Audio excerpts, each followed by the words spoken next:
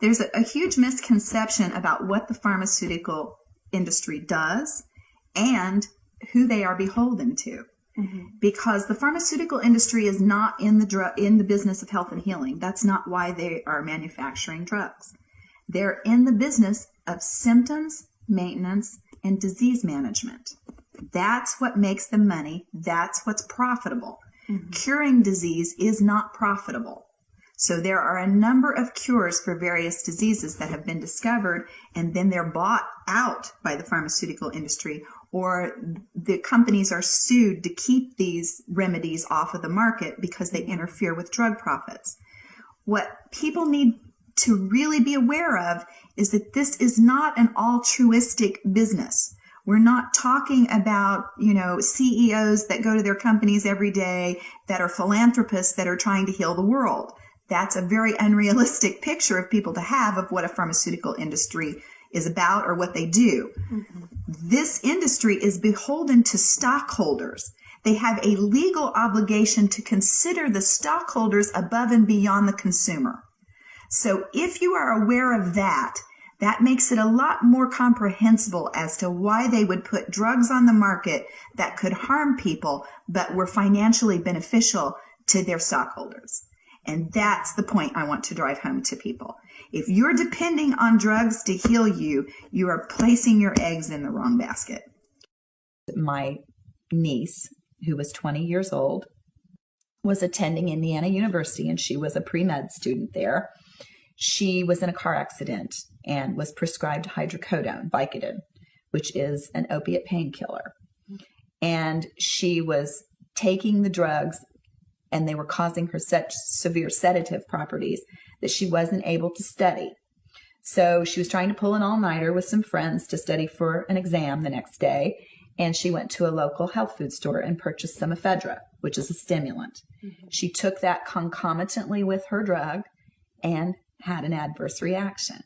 And she ended up in a local hospital, and they labeled her as bipolar and started giving her the whole gamut of antidepressants and mood stabilizers and antipsychotics and all of that. And then she became a mental patient. And I'd like to back up and just say that part of the problem of being labeled in the first place is that those labels go into a medical history, a familial medical history, so that when additional family members who may have the same predisposition to having adverse events, just like I did, because if we're genetically related, we can have some of the same genes, then those individuals will automatically be labeled when they come up symptomatic because of their relatives.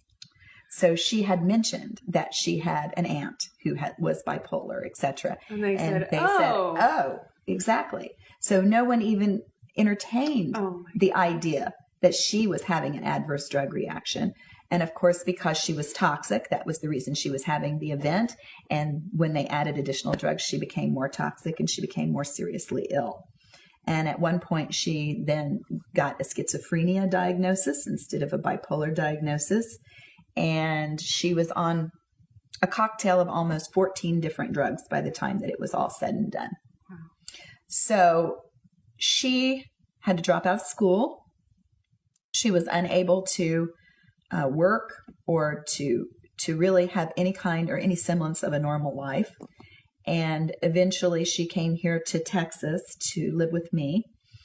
And she was trying to get off of her drugs. She was detoxifying. She was doing everything that she could naturally. And because she could not overcome her paranoia and she could not heal quickly enough, my sister was advised to have her put back on drugs. And so my sister called her one day and told her that she had to do something about this. She had to take care of it, and that she had made an appointment for her and that she was taking her back to the psychiatrist and she was going to go back on drugs. Because I'd like to back up and just say that if you don't slowly titrate or slowly wean yourself off of a psychiatric drug, you can throw your body into a complete tailspin. And this is what had happened to my niece. When she determined that it was the drugs that were harming her, she stopped taking them cold turkey. And she went into an absolute psychotic tailspin. And so that made it much more difficult for her to detoxify and to self-regulate down the road. So she was struggling and continuing to struggle with depression and paranoia. She couldn't even go to Walmart or anything and feel comfortable. And so my niece was told that, my sister was coming to get her, take her back to the psychiatrist, have her put back on drugs. And she decided that she wasn't going to do that. So she first tried to hang herself. She fashioned a rope from her shoelaces and she tied it to a ceiling fan, and she tried to hang herself, but she was unsuccessful because the weight of her body pulled the fan out of the ceiling. So in desperation, she walked into her younger sister's room and she took an oil lantern, poured the oil over herself and ignited it, and she burned herself alive. It was at that point, it was at that moment that I knew that I had nowhere to go but out with the information, that my life's journey, my experience, my knowledge, my profession, my education, all of it had lined up to make me a credible witness and to make me a credible way shower, to explain to people what had happened to my niece, what had happened to me, and what was happening to them. Because the biggest thing that really bowled me over, the thing that I didn't anticipate when I wrote my book and I started speaking out about this subject, was how many victims there were.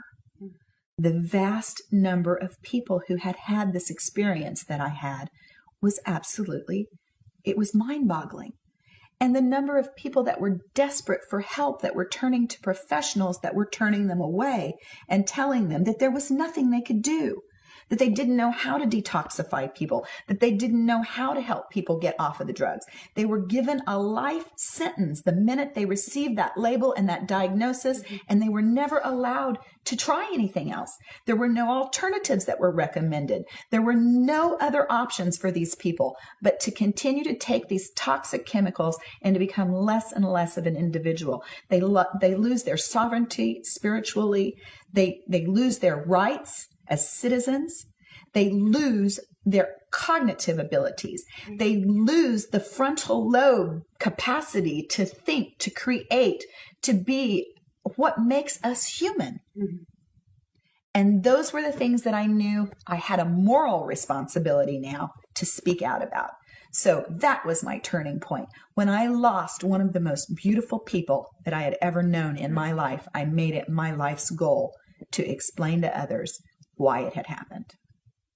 And it sounds like the turning point for her was hearing that she was going to be taken back into the mental hospital. It absolutely was the turning point, because we had gone to court and everything to try to get her to be able to legally be off drugs. And the court had granted her permission to not be on drugs because she'd been mandated. I mean, once you're told legally by the court, you have to be on drugs, then you have to stay on drugs until the court allows you to get off.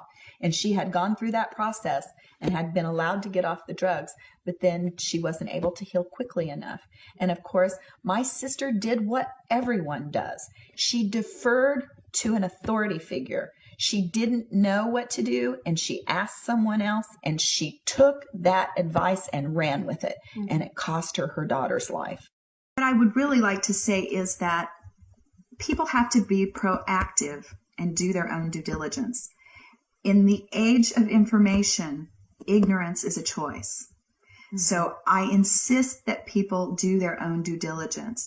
You are giving your power away to an authority figure if you take everything they tell you for face value and run with it. You are making yourself available to be victimized by profiteering corporations because they have an ulterior motive, and that is profit. And you need to be aware of that.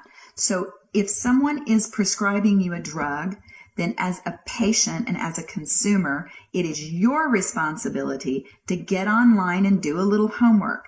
And you don't just put the name of the drug into Google or another search engine. You put the name of the drug, and then behind that you put in side effects and controversy. And you will open the can of worms that needs to be opened, because where there is smoke, trust me, there is fire in the pharmaceutical industry, because they are very proactive about shutting people up and putting the lid on things that are not true. They are very prolific in suing people. So if you find lots of information out on the web where people are screaming to their top of their lungs, which many patients do get on the web these days and tell their stories, then do some more investigating and find out why are people screaming to the top of their lungs about this. And do not take the manufacturer's site for gospel, because the thing they need to worry about more than their doctors being bribed is their doctors being misinformed, because there is an ongoing dis and misinformation campaign taking place about pharmaceuticals. And if you're not aware of that and you make yourself available to these people, you will become victimized by that. So what I'm telling people, and what I insist on anyone who contacts me and asks me for my information, is to do your own homework. Don't allow people to talk over your head. Don't allow people to intimidate you. And when I say people, I mean physicians and other healthcare providers, because that is their MO. Their modus operandi is, I'll talk over your head and therefore I'll intimidate you because you won't know what I'm talking about, and you'll do what I say because I'm the authority figure. Well, what I say is, stop playing small. Own up to your own personal responsibility about your health. Do your own research, learn their language, and ask questions. If they aren't open to you to answer your questions and to let you partner in your own health care, find another doctor. You wouldn't go buy a new car by just going to one lot and shopping. Don't do it with your health care, where our lives are on the line, and you have to be responsible. Thank you so much for your time today, Gwen.